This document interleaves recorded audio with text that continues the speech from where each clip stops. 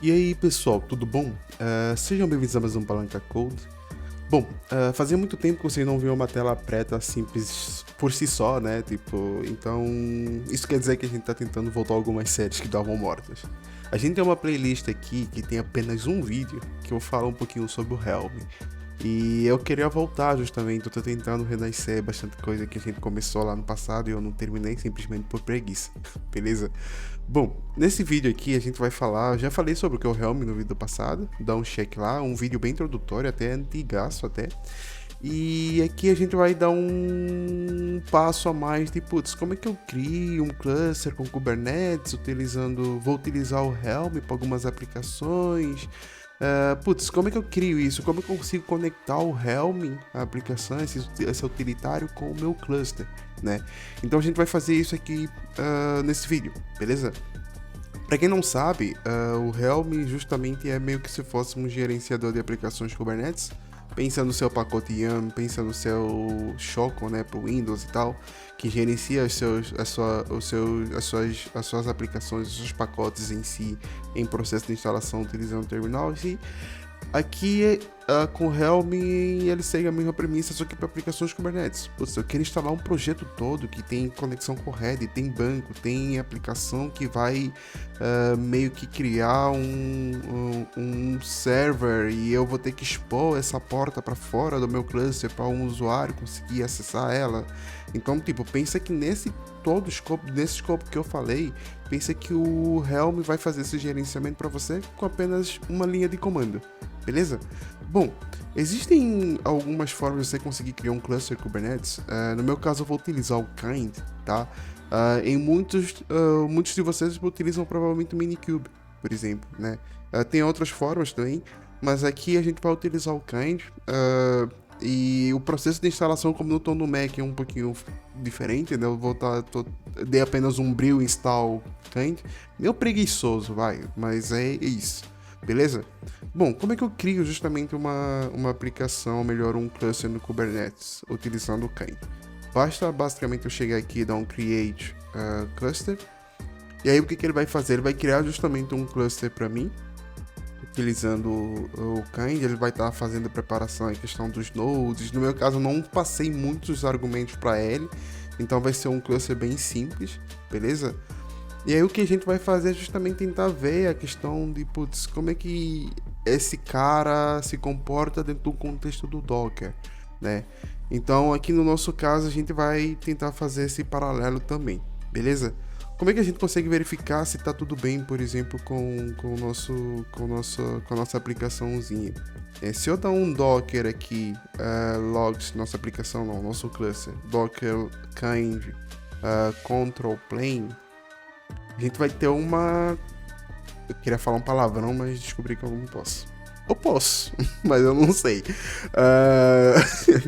O que acontece? Você vai ver que o nosso cluster está saudável. Tem bastante confs aqui que indicam a saúde desse cluster, beleza? Bom, e aí você se pergunta, caraca, Manilson, beleza, eu fiz tudo isso, e como é que eu de fato conecto a minha aplicação, ou melhor, o meu cluster ao Helm? Se você dá um kubectl aqui, config, né, kubectl config get context,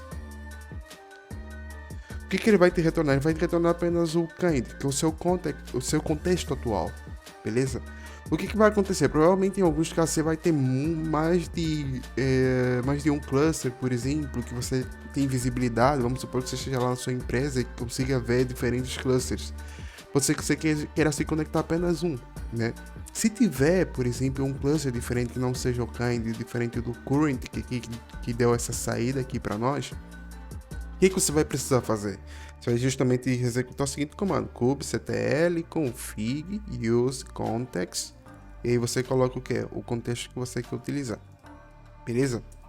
Aí o que ele vai falar? Putz, você mudou kubectl, você mudou justamente o seu contexto. Use, não user, desculpa, tá, galera?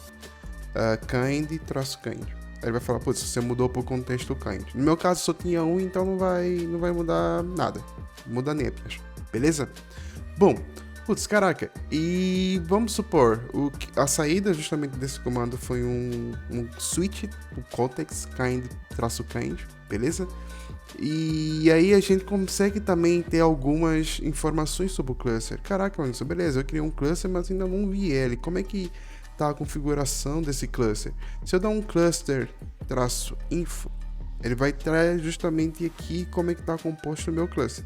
Tem o control plane aí, ele fala que está rodando na porta XYZ, ele fala que tem um core DNS que está justamente apontando para essa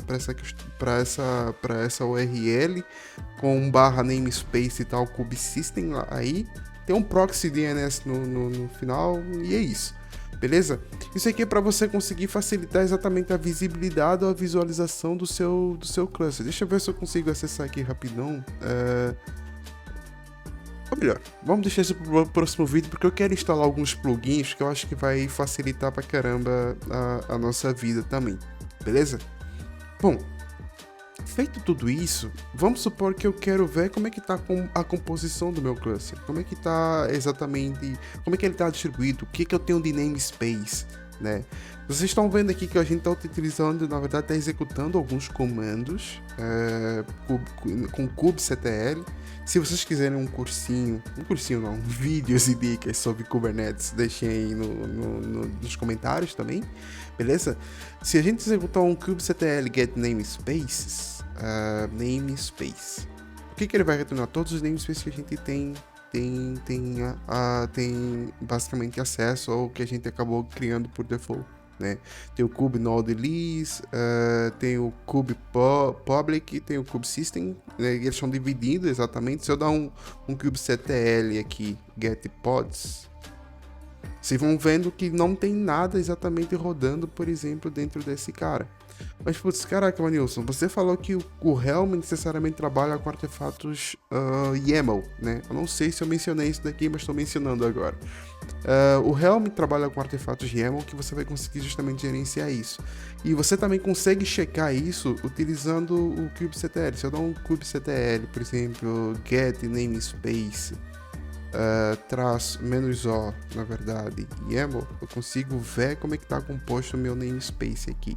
Tem uma cacetada de coisa que eu vou mencionar basicamente alguns kinds aqui, o spec, basicamente onde está todo a composição, as configurações em si do seu cluster, beleza?